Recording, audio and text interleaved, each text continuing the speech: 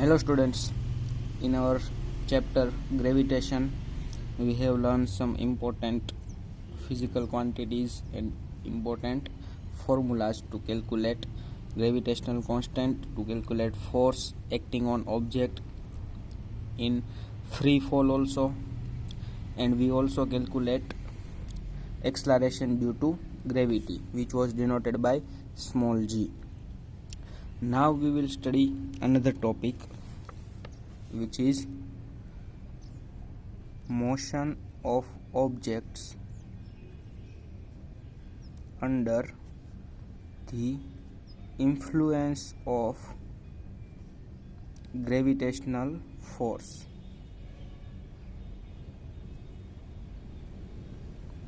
Of the earth.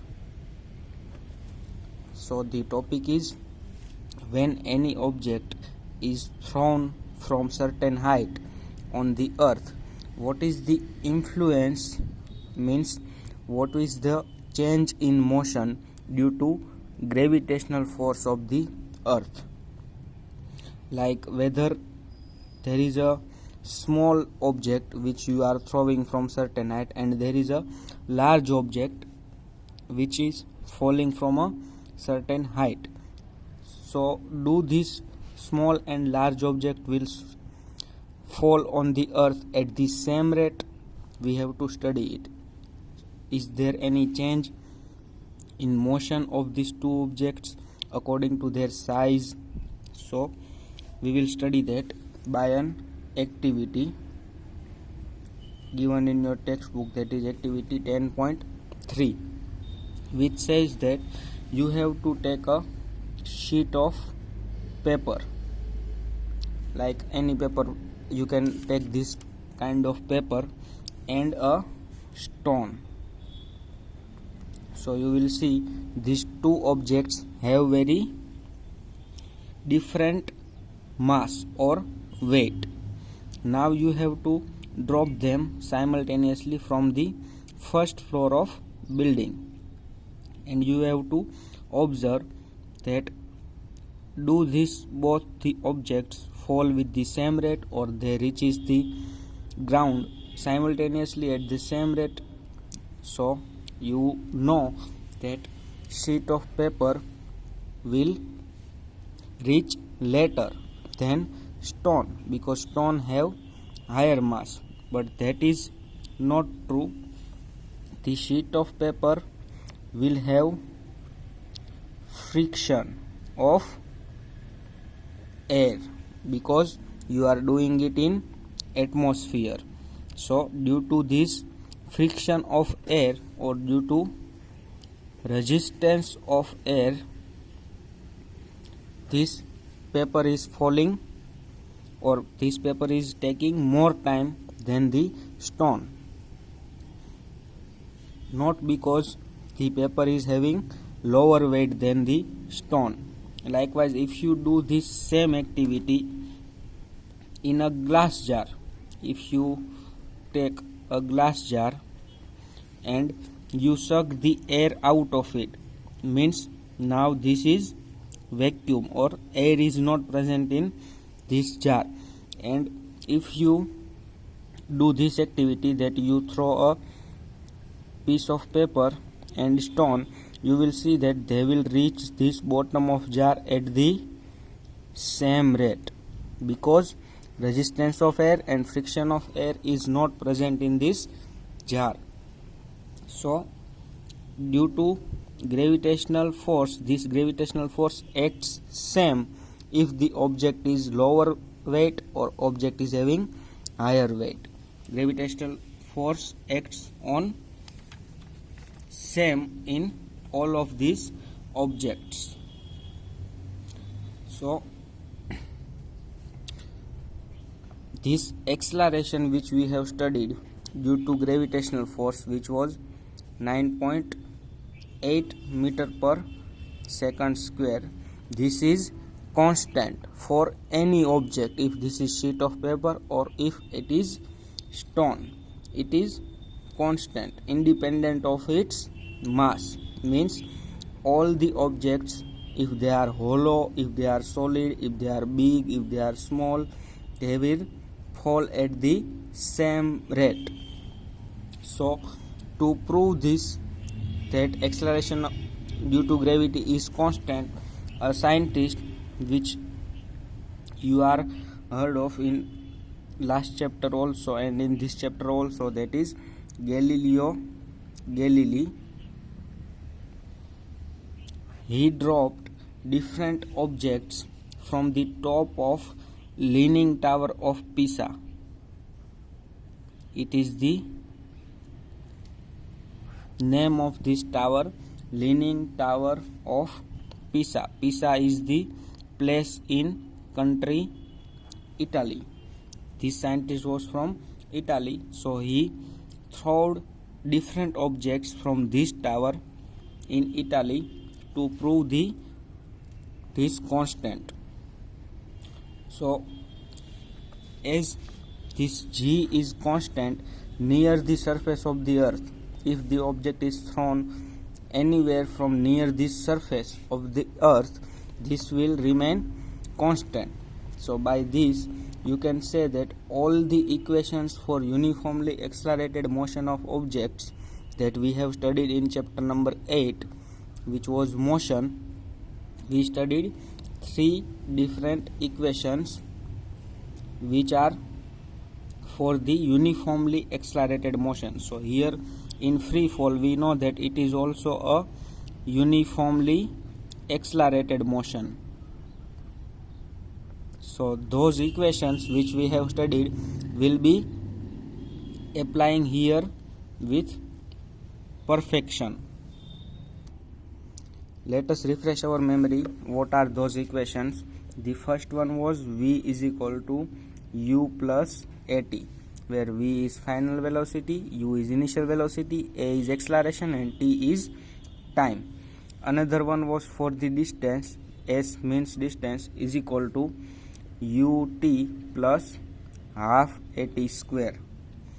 This was the second equation where you know all these physical quantities. And third one was final velocity square is equal to initial velocity square plus 2 into acceleration into distance. So these 3 equations are valid when this a, which is acceleration, is replaced by g, which is acceleration due to gravity, because here acceleration will be uniform and it will be due to gravitational force. So here in these equations a can be replaced by g, that is acceleration due to gravity. And by applying this equation we will take acceleration a to be positive when it is in the direction of motion and negative when it will be opposite to the direction of motion. This you know from the chapter 8. So let us study some examples to prove that if these equations are applicable to the acceleration due to gravity or in the free fall of any object under the influence of gravitational force. So there is an example given in your textbook, example 10.2. It says that a car falls off a ledge and drops to the ground in 0.5 seconds. So what is given here? Time is given here, that is 0.5 seconds, and we are said that let g is equal to 10 meter per second. Actually g is equal to 9.8 meter per second, but here for simplifying the calculations we have taken g is equal to 10 meter per second square. So we have to calculate what is the speed of car.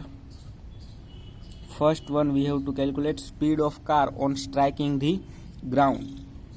So first we have to calculate speed, and second, what is its average speed during the time t. It falls in the 0.5 seconds, so we have to calculate average speed of car during this time duration. And third, we have to calculate that how high is the ledge from the ground. So it is how high from where this car is thrown. So you can say that we have to calculate distance of car from this ground. So by using these equations, you can calculate speed, you can calculate average speed, and you can calculate distance also. So let us calculate those. First one, we have to calculate speed. So we will use the first equation or velocity equation, that is v is equal to acceleration into time. So here what we are given, acceleration we have given, that is 10 meter per second square, into time we are also given, that is 0.5 seconds. So you can easily calculate final velocity, that will be the speed of motion. So by calculating this, you will get that speed is 5 meter per second square. The velocity of this car is 5 meter per second square. Other one, second one, we have to calculate average speed. So to calculate average speed, we know that we have to add initial velocity plus final velocity upon time, because average speed is equal to this. So now we have that initial velocity was 0 meter per second, because it is thrown from a ledge, so initial velocity will be 0, and it reaches a certain velocity which we have studied in first answer, which was 5 meter per second square.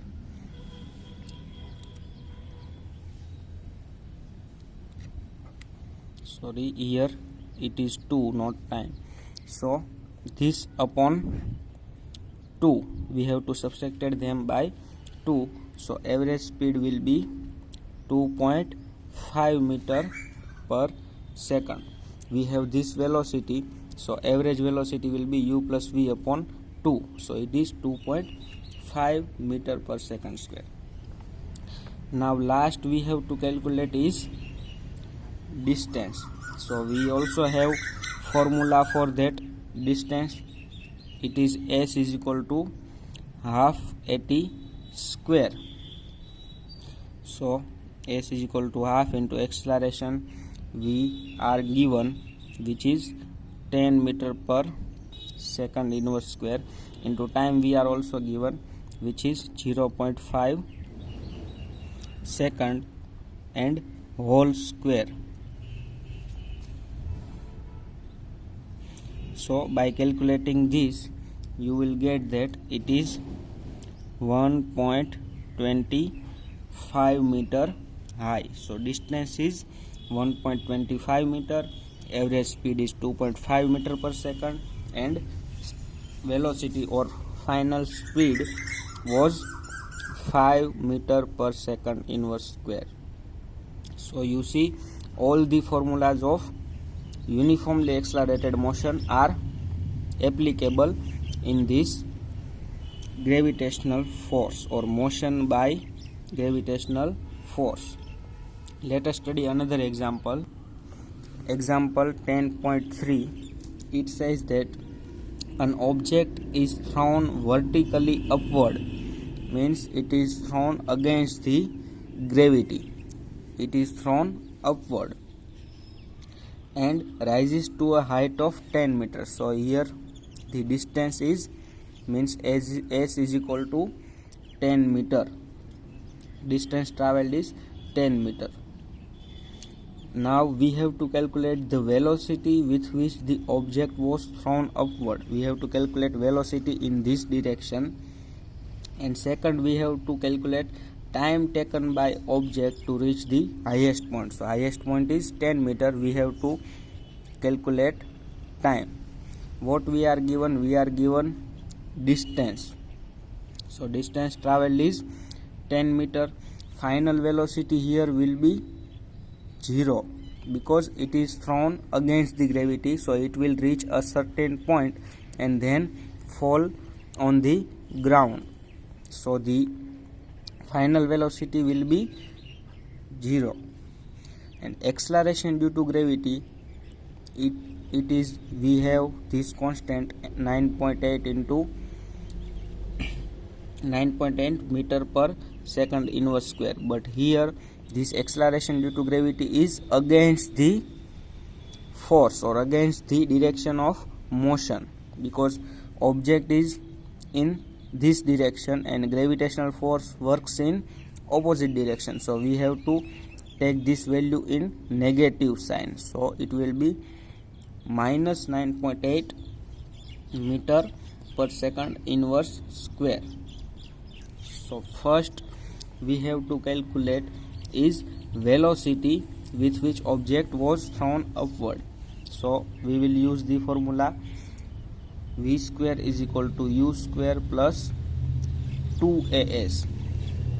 So v square we know that it is 0 is equal to, we have to calculate initial velocity because final velocity we know it is 0. So u square plus 2 into acceleration due to gravity is minus 9.8 meter per second inverse square into distance is here 10 meter. So it is 10 meter.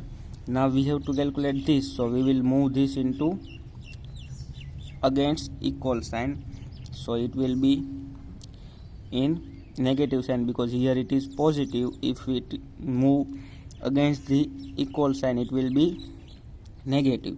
So minus u square is equal to minus 2 into 9 into 9.8 because here it was minus sign. If we multiply this with this it will be in minus, into distance we have 10 meter. So by calculating this, here it was u square, sorry, because here it is also u square. So by calculating this we will get that minus minus gets cancelled, and if we move this square in this side it will be under root. So if you calculate this, the answer will be 196 meter per second. So the root of this will be u is equal to 14 meter per second. So this is the initial velocity at which this object was thrown. It is against the gravity, that's why initial velocity will be more than 0 and final velocity will be 0. It will reach a certain height and will fall backward. Now we have to also calculate time. So now we have initial velocity, we have final velocity also, we have acceleration, and we have to calculate time. So we can use the formula final velocity is equal to initial velocity plus acceleration into time. Final velocity is 0, initial velocity is 14 meter per second minus 9.8 meter per second square because the acceleration is in negative, into time. So by calculating this you will get this time is equal to 1.43 seconds to reach this height. So like this you can calculate any type of question. You can solve this question by using those three equations of uniformly accelerated motion. So in our next lecture we will study mass and weight, because we know that weight differs on the earth and on the moon in the universe or in other planet. So we will study what is weight. Thank you, students.